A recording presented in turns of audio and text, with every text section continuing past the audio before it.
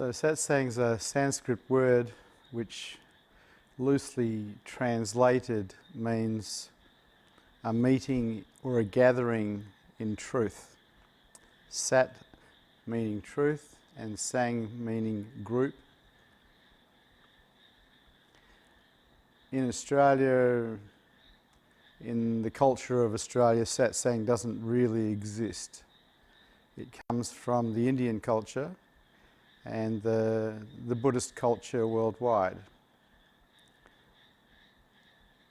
It is about enlightenment. It is not about the ego-based reality. It is about going beyond the ego-based reality and finding yourself as that is before the ego even begins.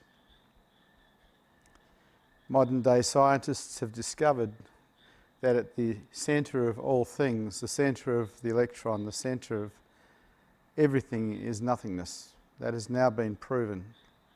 That everything you see that is solid is actually not solid. Everything is made up, ultimately, of nothingness. And this is what the sages in the Buddhist tradition and in the Hindu tradition and the Taoist tradition and in the Sufi tradition have been saying for thousands of years. And they discovered that without an electron microscope.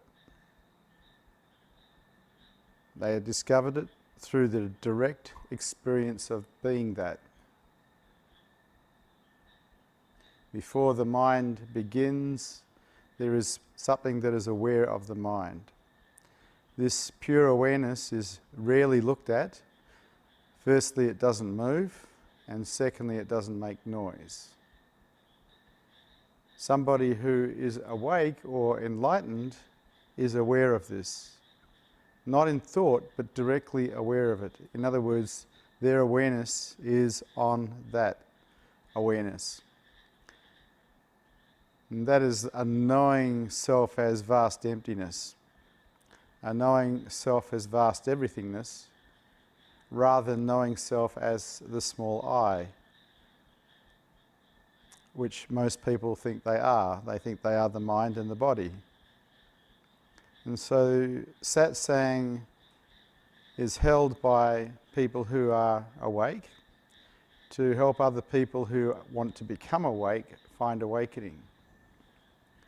It is usually in the form of question and answer, traditionally.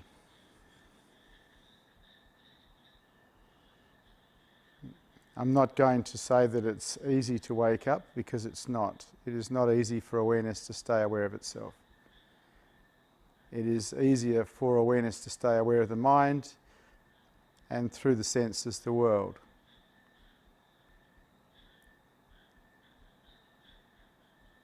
Those who want to go beyond have to have a look at the practices that will take you beyond. And the practice of thinking or analysing is not one of the practices that takes you beyond. It keeps you locked in the mind.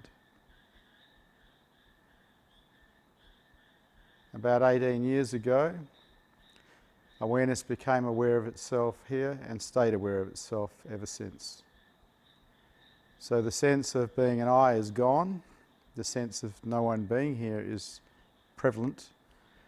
Profound contentment for no reason is prevalent, because this is one of the side effects of awareness being aware of itself. I decided a while back to help people find this for themselves, and this meeting tonight is about that.